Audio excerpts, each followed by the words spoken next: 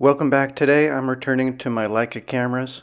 I did separate videos on each of these cameras and all the lenses I own, but here's a direct comparison between the CL and the Q2 side by side.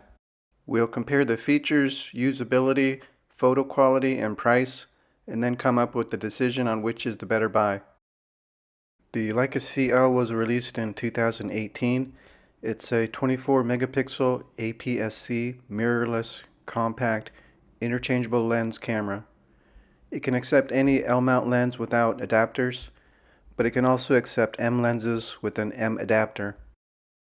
It has a sharp built-in 2.4 megapixel LCD electronic viewfinder, a large 3-inch touchscreen on the back, and a 3-button simplified array on the left, which includes the play, function, and menu buttons, and a directional button pad on the right. Moving to the right of the EVF is a small diopter adjustment, the hot shoe on top, where I inserted the thumbs up accessory, and 2 assignable function dials with center buttons. And the shutter release is in front, combined with the on-off toggle. All the buttons and dials are high quality and seem to have just the right resistance and ease of use. In between the dials on top is a small illuminated digital screen that displays information at a glance. By pressing the left dial center button, it changes the shooting mode. When it's in automatic mode, turning the left dial adjusts the exposure compensation, and the right center dial button toggles between the dial controlling either the ISO or the shutter speed. If you're in aperture priority mode, then it changes so the left dial controls exposure compensation and the right dial controls aperture. If this all seems complicated, it is, but it's meant to rely on muscle memory as you use it more, so then you can quickly adjust things on the fly. But for me, if I haven't been using the CL for a while, and then I pick it up again, I have to relearn these controls. You can also control these functions through the touchscreen. One press of the menu button brings up an overview icon-based screen, or you can adjust each one through the submenus, which is a little more cumbersome. The build quality on the CL is excellent. It feels very solid and sturdy in the hand, but it's still compact and less bulky than the Q2. The top and bottom plates are metal, and the body is covered with a leatherette coating, which is smoother compared to the Q2. The bottom plate contains the tripod mount and a single compartment that houses the battery and the SD card. The door is made of plastic, but that doesn't bother me. The Q2 was released in 2019 as a full-frame 47 megapixel camera, but with a fixed non-interchangeable lens. The Q2 layout is very similar on the back, but on top, the EVS is upgraded to a very clear OLED 3.7 megapixel screen, and also the dials are simplified on top, with just a shutter speed dial and the same combination of shutter release and on-off toggle. There's a smaller dial to the extreme right, which I use to control exposure compensation.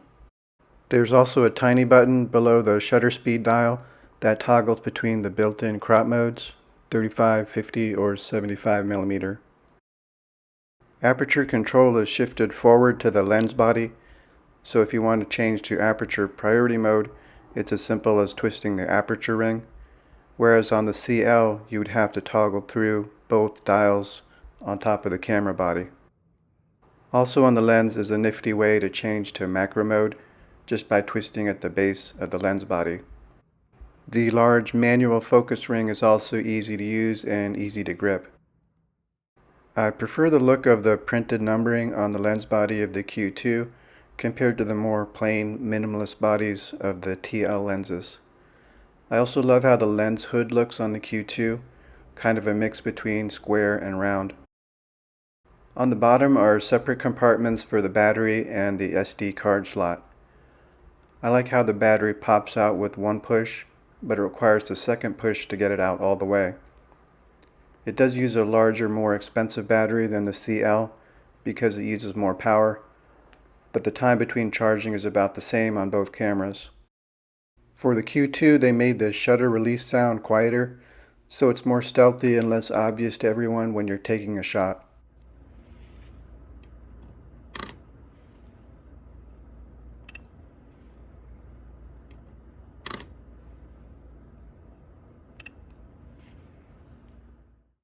As far as case design and internal features, I have to give the edge to the Q2.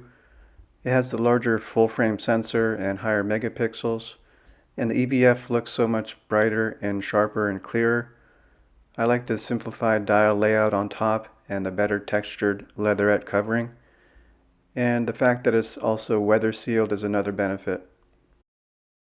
Next we have to talk about the lenses, which is a big selling factor for the CL, the fact that it has the flexibility of using any L-mount lens on the camera body.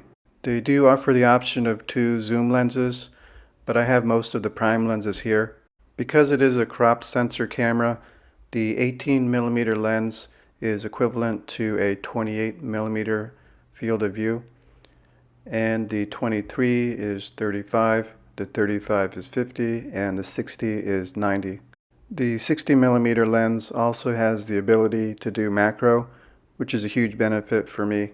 I found all these lenses to be extremely sharp, but my favorite is probably the 23 and the 35 TL lenses. But the larger 35mm and 60mm lenses do make the camera system more bulky and heavy. The Q2 only has one lens option, but the lens they use is almost perfect. The Summilux 28mm 1.7. It's extremely sharp, the colors are great, and it's able to give good background separation.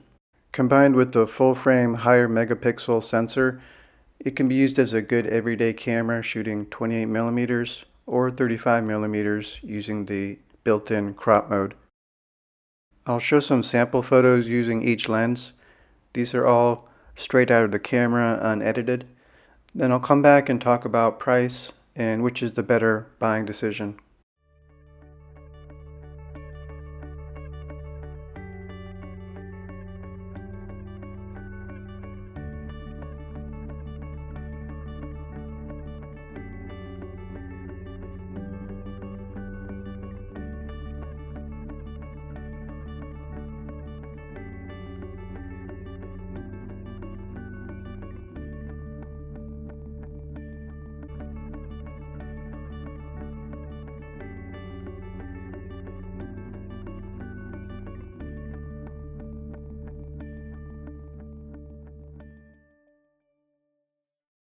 Before talking about which is the better buying decision, I'll briefly mention price. The Q2 has a higher upfront cost, but it's a one-time cost at $5,500.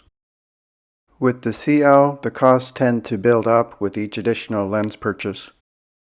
With my CL, I purchased it bundled with the 18mm lens, which made sense because the price was about the same as just the camera body itself. So that was $3,000. But with adding all the additional lenses, you pay for that flexibility. So now in total I'm in about $11,000 with the whole CL system. If I had to do it over again, I think I would still have both cameras. I like using the Q2 more. The lens is excellent. I like the design of the body, the simplified controls, and the ease of use. There's something intangible about the Q2. It just looks sexier and it's more fun to use. So when I'm shooting 28mm or 35mm, I use the Q2 most often. I like the flexibility of the CL, so I like using that with the 50mm and 90mm field of view. And I think the 60mm lens does a better job with macro than the Q2. If I could go back and get a really good deal on just the CL body alone, I would probably get that and not have the 18mm lens or 23mm lens. And I would probably just get the 35 and 60mm TL lenses. So it really depends on your situation. If you like using 28mm lens, then I would just get the Q2. But if you like the flexibility of shooting at longer focal lengths, I would get the CL. I'll close out the video with a few more sample shots using the Q2, but this time edited to bring out some of the colors. But if you have any questions, leave them in the comments, and thanks for watching.